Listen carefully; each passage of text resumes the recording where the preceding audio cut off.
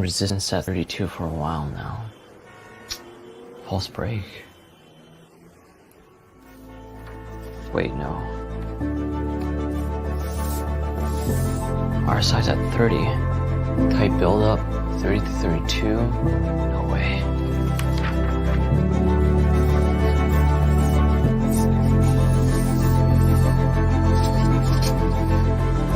Holy shit. It's coming.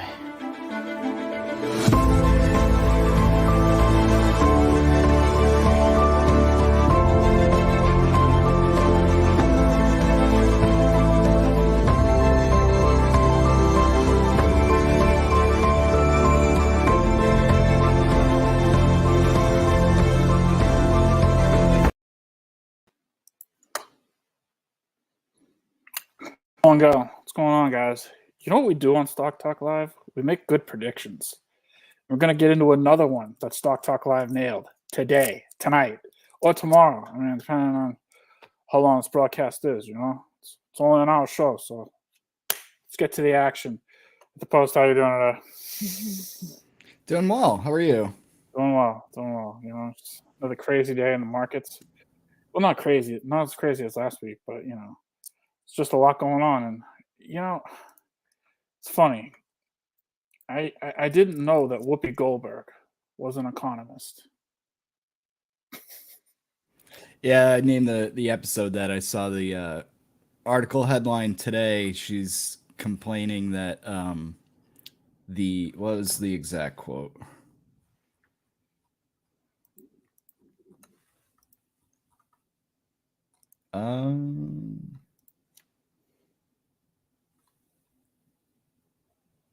She said the real culprit behind inflation is corporate profits. Yeah, it's interesting. I don't really think that's true at all. But I mean, I don't think that's right. I mean, speaking of disinformation, right? I mean, I'd argue the main culprit behind rising inflation isn't corporate profits. It's the money printer. Oh yeah, the Fed, because there's money is infinite, as our good friend. Yes. Yeah, money is definitely infinite. I mean, yeah, that's a bad take for a lot of reasons. I mean, number one, like corporate profits. You know, if your economy is going good, then obviously, you know, companies are going to make money and whatnot. Number two, you know, anytime you implement $2 trillion into the economy in multiple, you know, packages that have come from COVID, you know, the massive shutdowns that were happening because of COVID, and the massive, what's it called? You know, shortages of work and of people. Yeah, I mean, prices are going to go up. It's not really that hard. You know, well, it's not hard to figure out. I mean, you can maybe some of it is corporate greed, but a lot of this is, you know, the Federal Reserve, Jay Powell, just doing his thing, printing money. I mean, I'd like to be able to print money. It'd be nice, you know. I'm in the process of reading some GameStop due diligence that people have written, and one of them is called the Dollar Endgame. So for next week, that's my homework, is to read more into that. Just skim through part one after work today before hit the rice bucket before this show. Yeah. And it was getting into like the Nixon era. Or no, like 1981, like that recession, and how rates were kept very, very high for an extended period of time. And it did bring inflation down, but it brought a recession as well. Oh yeah, absolutely. I mean, I agree.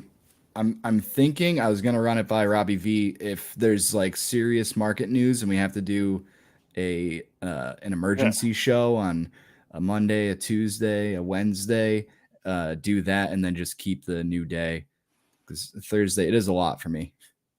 Yeah, Thursday's rough all around. Thursdays have actually been rough market days for the past like 7-8 weeks. So BA was suggesting a Monday switch, and to try to predict the week and recap the previous week. I like a midweek show. Yeah, because a lot of you're talking about stuff that hasn't happened. You know, hey, this happened over the weekend, or you know. multiple days have passed since it happened. Yeah, So, yeah, it is hard to do back it to is back. hard to I do know. back to back. Yeah. The heck was it? No, I totally get that. I mean, and plus the other thing too is there's a lot of good economic reports that come out Monday, Tuesday, Wednesday, and whatnot. And they're kind of old news by the time we talk about a Thursday night, and people are watching Thursday night football. Although tonight's matchup isn't really that good. Shout out to state legislature in Massachusetts. Still can't bet in Mass. It's great. Good job. Now, is that just online? Yep, you can't So do DraftKings. Can you go to a casino in their No. sports books? Oh, then that's messed up. That's dope of the day right there. We're not, it's been a heck of a day. We're not going to mince words here on Stock Talk Live. So the one prediction we did, Stock Talk Live did have, we told you the housing market was going down. Well, today, I don't know if you saw it, the existing home sales, they were freaking terrible. Like there's no ifs, ands, or buts. That was awful across the board. Housing starts terrible. That was really starting. I think it was Monday. That's why you listen to Stock Talk Live. You get the good predictions, and they come true. It helps. Better predict something. Better be right. Even in Massachusetts, the market's starting to crack. Unfortunately, I mean, you're starting to see, year over year, some of the home sales starting to go down and whatnot. But would you want to do it too? I'm kind of switching gears, but would you want to do a Tuesday show? Because Tuesday would be great. Because I know you do the profit picks at 6. Yeah, but I mean that's only 20 minutes on my Wednesday. I think I did 21 minutes yesterday. No, and you should definitely. And the picks aren't very good, so. Oh, did you have a rough week last week? Yeah. What happens to the best of us? At least I'm recording them, not fudging anything, 100% transparency, and give you some of my thought process. No, it's important. Well, it's definitely important. What the heck was I going to say? Yeah, I mean, housing's not doing well. Interest rates keep rising. That's another thing we've been saying. I think 10 years up over 4. What is it called? Mortgage rates are up at 7.3 last I saw. I mean, it's not good, but this is going to continue as long as Fed keeps raising and everyone keeps doing inflation keeps going nuts.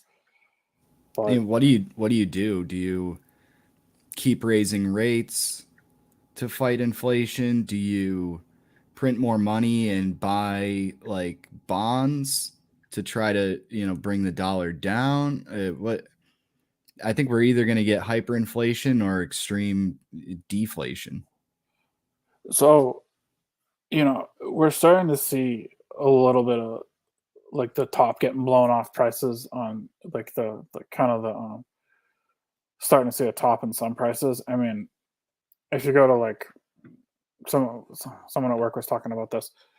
If you're starting to look at the ads on certain products and whatnot, you're starting to see like 10, 20, 30% off because things aren't selling and people don't have the money. So I think, some stuff definitely is still going through the roof. I mean, heating oil is up to like fucking $6 a gallon or whatever. I mean, it's just like, and there's no signs of that freaking getting any better, but whatever. But yeah, I mean, in certain aspects, I think you are going to see inflation taper off a little bit, but I don't think it's going to be like noticeable because the stuff that's going nuts. I mean, you can't just, the stuff that's going down is not enough to offset the stuff that the rent and food, not food necessarily, but other things. I mean, yes. What do you do? You have to have a take on this. I mean, the inflation fight is. Some people say it's an unwinnable battle. You're gonna have to raise rates up to 7-8%. To me, it's a battle or more. Or more. Yeah, you're right. To me, it's a battle you have to win. I mean, look, if I was Jay Powell tomorrow, what would I do? Fine. Yeah, keep raising. There's not. You have to win this. Number 2, basically call in Exxon, Conoco, and Chevron and everything. Basically, fire my Department of Energy secretary in 10 seconds and just be like, we need to open up the leases and open up offshore leases, offshore drilling, and whatnot, and actually get something going. Because no, that's not going to solve the problem domestically overnight. But the economy is not going to do any in the world economy is not going to do anything. Not going to go anywhere or grow with Right. oil at 80, 90, $100 a barrel. The third thing obviously would be is to somehow get get Europe to basically unleash what capacity they have in that respect. I mean, if they don't want to go to Russia, fine, whatever. I'm not going to get into that, but you have to get people to unleash and share the technology for the greater good. And I think that would, and obviously the fourth thing in the room that you'd have to do is you'd have to get the budget deficit under control, because you cannot float trillions of dollars at 8%. I'm not, to quote Forrest Gump, I'm not a smart man, but I know that. So Yeah. that was, not, maybe that wasn't a direct quote, but you know what are you gonna do? Right. I'll have a better take next week when I'm done reading this piece that the guy wrote, The Dollar End Game.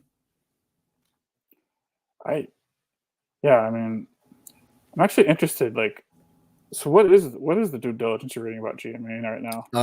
Well, I'll give a plug for it. You can find it at gme.fyi, and I'm reading The Dollar End Game. It's broken up into a couple parts. Here, I'll pull it up just so you can see what I'm talking about. Yeah.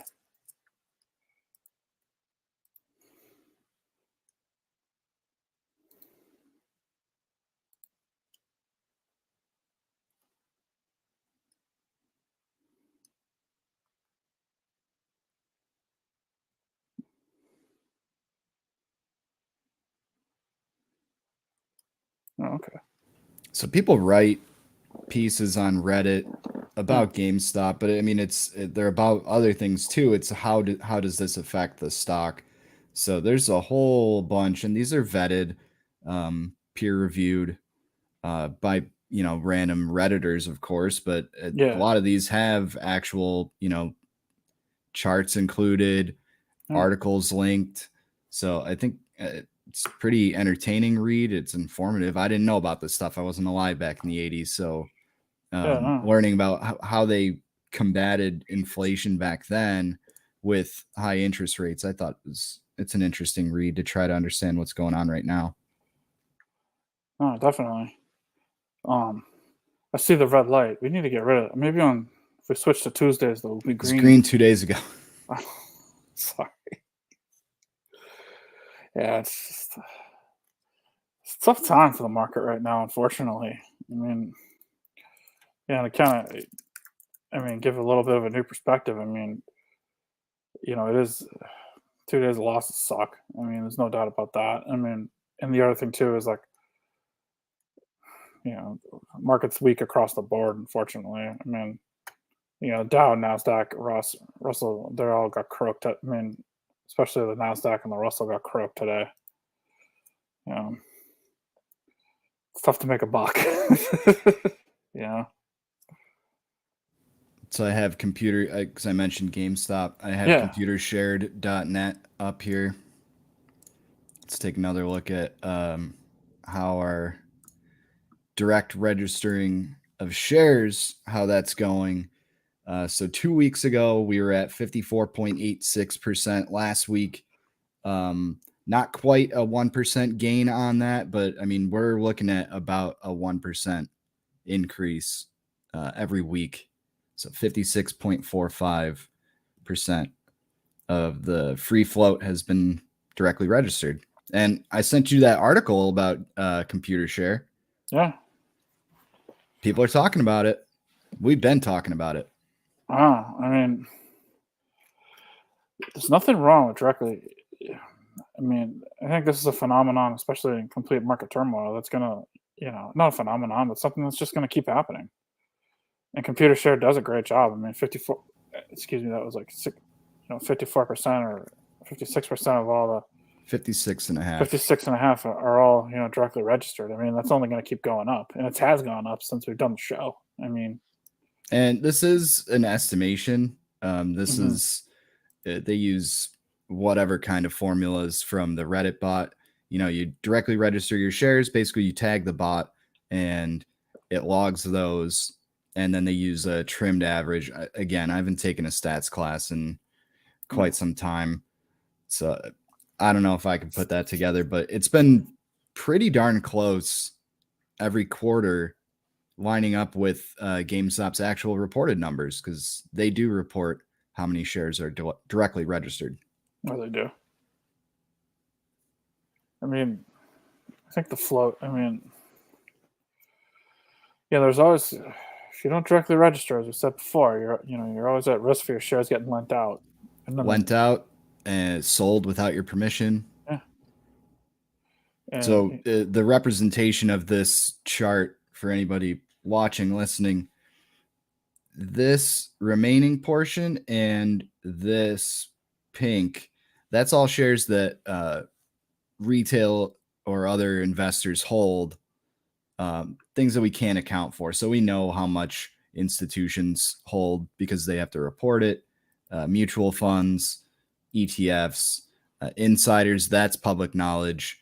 And then this portion, the stagnant, that's set aside for store managers that will have stock that will vest over 3 years. Then this portion is locked away. It's pulled out of the DTCC, and those are your shares. So then the goal is to lock up this portion and whatever else if there's synthetic shares out there. But as this pink or purple fuchsia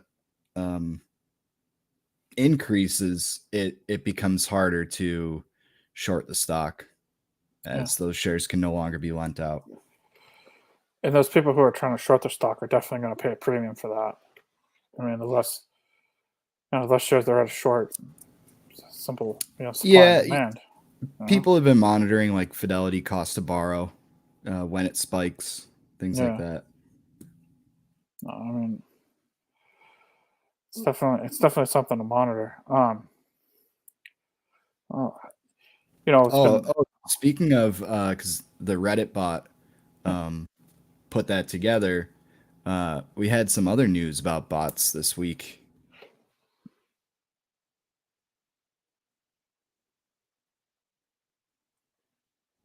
Dave Portnoy tweeting at Elon Musk, "Can you fix these bots on this piece of shit platform you got tricked into buying? I'm getting botted to death." He said he has a plan. Interested in that?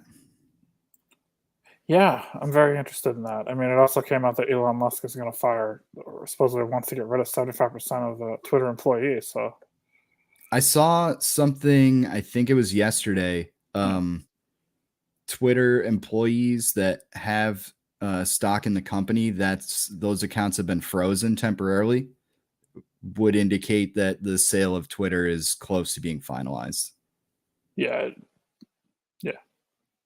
It definitely would be.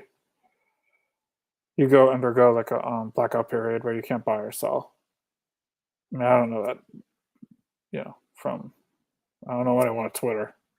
The article wasn't suggesting anything nefarious. Yeah, no, it's just a blackout period before like major company events. I think some companies have that before earnings, like when Apple was like going freaking bananas. Employees couldn't just like buy or sell like, before or after like earnings day or whatever. I think they could after if they wanted to, but before, there is a cutoff. Yeah.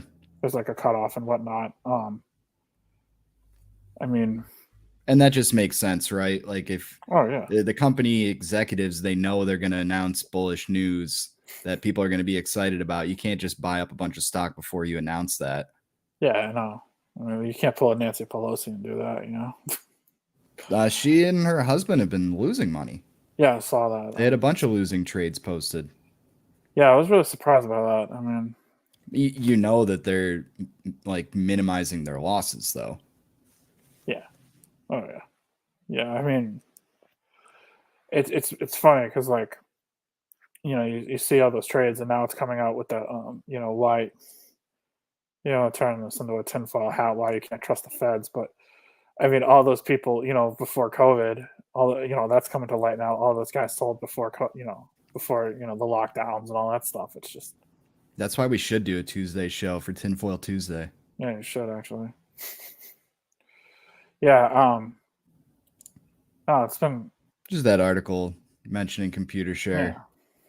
GameStop's transfer agent. Leading off with GameStop's transfer agent here on thestreet.com. Computer share is a transfer agent for more than 10,000 companies across the globe. Yeah. Weird that they just pick out GameStop. I mean, yeah, because that's the investors that are really using this. It's never really been done to directly register this many shares. It's also clickbait too. I mean, Right. Yeah. it'll definitely get people like involved and whatnot.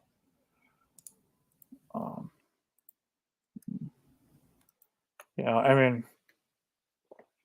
I think what's interesting about this whole phenomenon is we're coming into coming in November and December. I mean, December is usually like a bullish month for the market. I don't know if it will be this December, just because various factors that are going on. I mean, the election will be over, but we also won't be draining the SPR like 15 million barrels at a clip. So I don't know what's going to happen with that. But again, isn't that like a week's worth of oil for us? Yeah, but if you flood the market and all that good stuff, and I read somewhere that the U.S. uses 2 million barrels a day. Yeah, it's like I mean, it'll be interesting.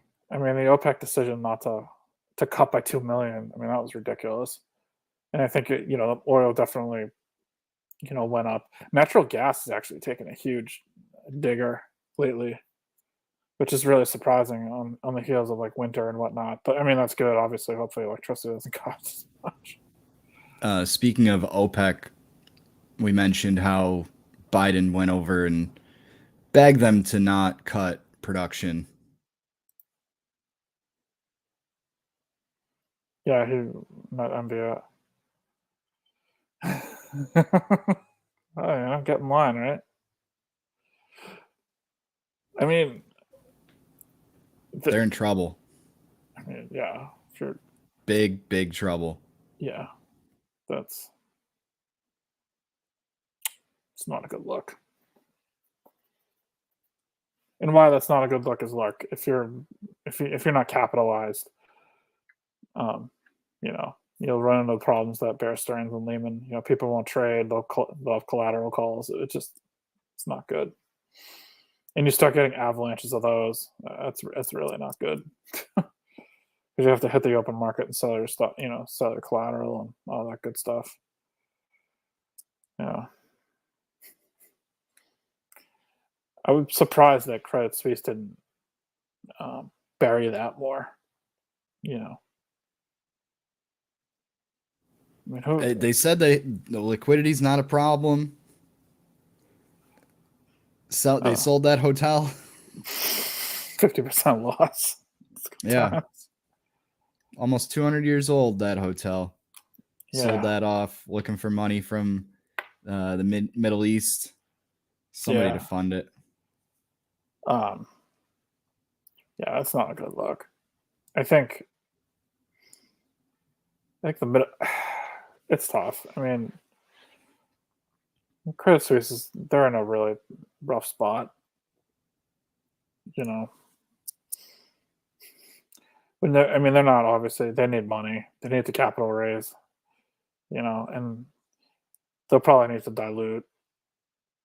I mean, I don't know that, but to dilute, and then it's like once the snowball starts rolling down the hill and starts picking up steam, it's pretty hard to stop. And unfortunately, I mean, it is pretty hard for them to stop what's happening right now.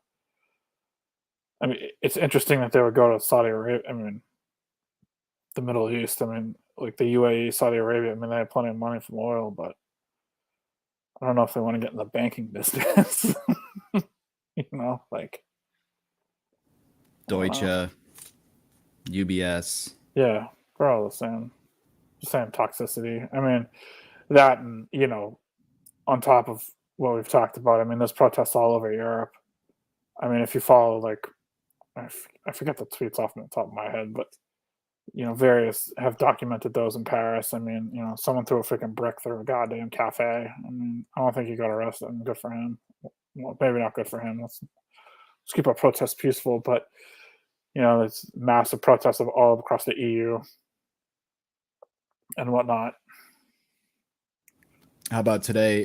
This morning came out, Prime Minister Liz Truss resigned.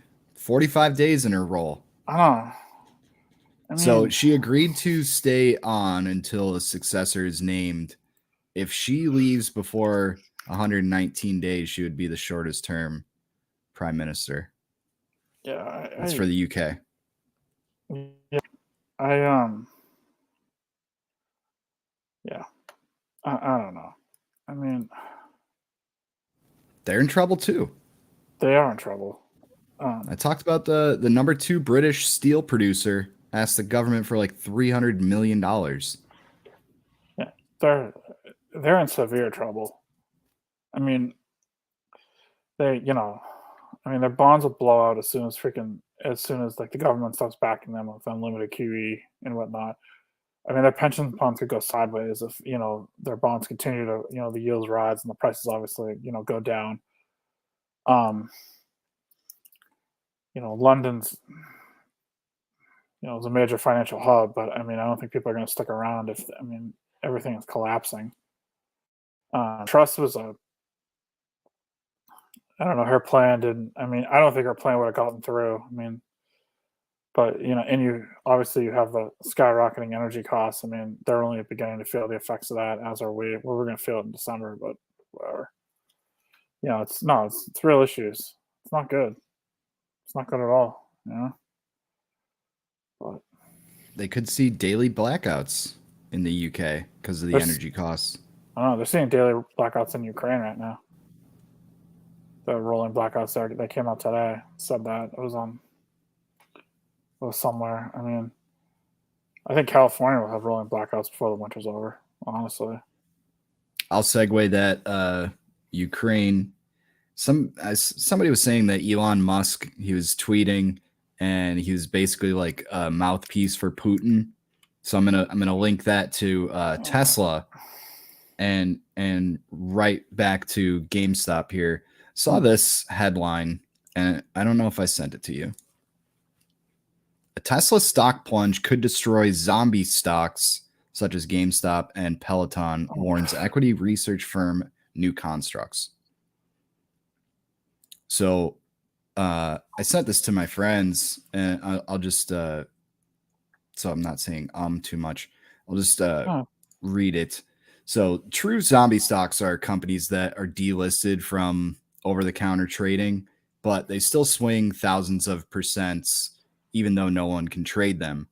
I gave an example. I don't remember what the ticker was, but I said, you heard of this one? Jumped 230,000% today, and no one can trade it. So that's what a real zombie stock is. They trade, even though no one can trade them, the institutions can or benefit from this, because when a company's delisted, like short positions and swaps still exist. Yeah. So what I'm talking about is like a Blockbuster or a Sears. Those are the real zombie stocks because they're dead and they're still jumping thousands of percent sometimes. The media is using the term zombie stocks to refer to companies that don't use their debt effectively.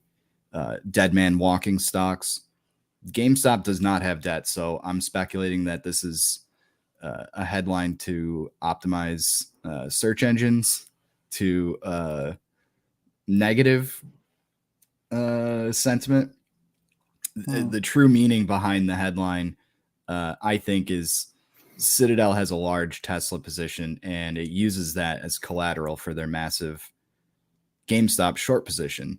And if Tesla's share price begins to fall, hedge funds would have no choice but to drive GameStop's price down with it so as to avoid a margin call. Oh, absolutely. So it really bothers me when people put this shit out, because like there's so much fucking there's so much disinformation about this, and it's not right. That's not what Peloton and GameStop are not zombie stocks. No, not at all. Zombie stocks they're changing the meaning. Yeah, like You want a zombie stock? Do you remember that movie, Boiler Room? Did you ever watch that? No. Boiler Room, it was basically a pump and dump scheme, right? Oh, So okay. that's what they did. They just, they called up, they pumped and whatever. But they were the definition of zombie stocks because all the stocks that they pumped, they basically they created the buying of it that they did, like created the demand, and then the guys who, founders of the firm, whatever that was, I can't remember for the life of me right now, but they would sell, and then all these guys would be left holding the bag.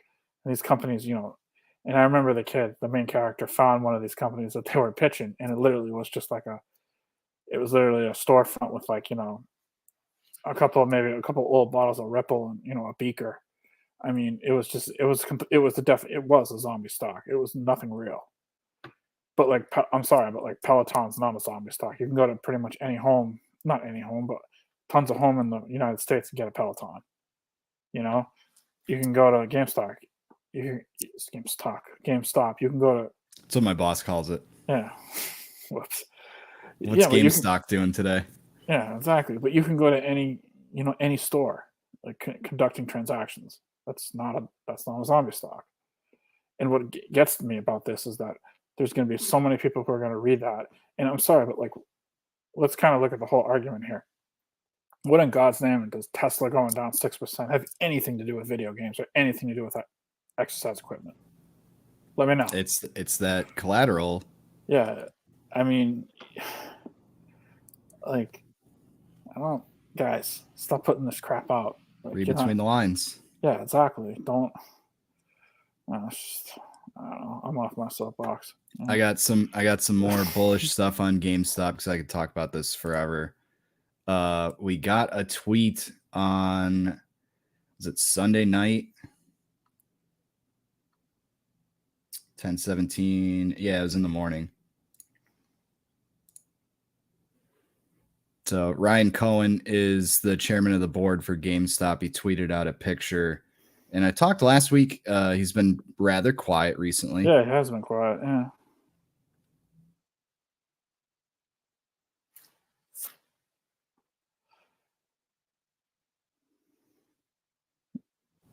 And there he is. No caption. That guy next to him is renowned investor Warren Icahn. And there's a lot of tinfoil surrounding this meeting that the two had. This is at Icahn's home because there's an HBO special or something about Warren Icahn, and one of the scenes is shot from his home, so people have surmised that is his house. So a couple tinfoil hatty things on this. Warren is wearing shorts. Ryan Cohen has been very deliberate in his messaging, very cryptic oftentimes, but he's been very, very deliberate with what he tweets out in photos and everything like that. And behind them, chair with wheels like that looks to me like a computer chair. And what did we just talk about a little bit ago was computer share. So I think there is some messaging in this. People speculating is Warren Icahn going to invest in GameStop? Stock price was up Monday, Tuesday. I don't know. He famously crushed some shorts when he directly registered shares himself. So there's speculation there. The big one, and I sent this to you. What if, because Ryan Cohen, we know, was involved with Bed Bath & Beyond, wrote a letter to their board, said, Bye Bye Baby is the only profitable portion of your business. Let's try to spin that off and make some money and do something else. Turns out Warren Icahn owns like a home goods company. And they make fashionable textiles, I think it was called. Bedding, curtains, carpet, stuff like that. Wouldn't it be interesting if Bed Bath & Beyond was no more. They carve out Bye Bye Baby, and that gets lumped in with GameStop. Ryan Cohen takes that, and that becomes Gamerica, which they've trademarked GME Rica. I think I've heard it pronounced Gamerica, so G-America. I don't know. So what if he takes that portion, right? They also have a trademark for GameStop Kids. GS Kids is already launched in Canada. We showed you that. Yeah. And what if Warren Icahn takes the Bed Bath & Beyond portion? For that would obviously better his business. Some real links here. No, definitely. I'm excited. Well, it should be. Somebody even speculated that all of his like cryptic tweets, those are just like the two of them meeting and like things that are said between the two of them, just like two rich guys hanging out. Like one of his tweets was like, "Flatulence is the best icebreaker." Like I could just picture these two guys, like two super rich dudes, talking about how are we going to divide up Bed Bath & Beyond? I'll take Bye Bye Baby, you take the rest. Yeah. We need to carve that out though. How do we legally do this? And one of them just like farts, you know, I could see that happening. I think, what the hell was I going to say? I think there is intrinsic value in Bye Bye Baby. I really do. I think there's a lot. And I think that Bath & Beyond's definitely viable. I think a lot of people I think a lot of people should look to that. And definitely examine it. And I think Cohen will. Because, I mean, you go into the stores, I mean, it's jammed. It's jammed all weekend. It's jammed during the week. It's got a good brand recognition. They're within the Bye Bye Baby app. And Bye Bye Baby, store and whatnot. And the branding of, Bed Bath & Beyond and Bye Bye Baby. And to kind of put a bow on it, I mean, they're two great franchises. And, with Babies R Us gone, dude, there's a ton of value there. All it's looking for is a white knight to freaking, get it moving. And that's just not like smoke and mirrors. I mean, that's just truth.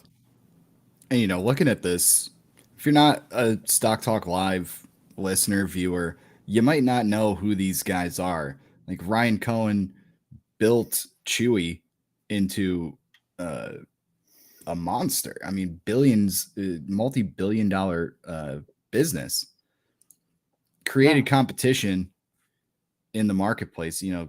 I think if people knew who he was, they'd be more on board with his mission.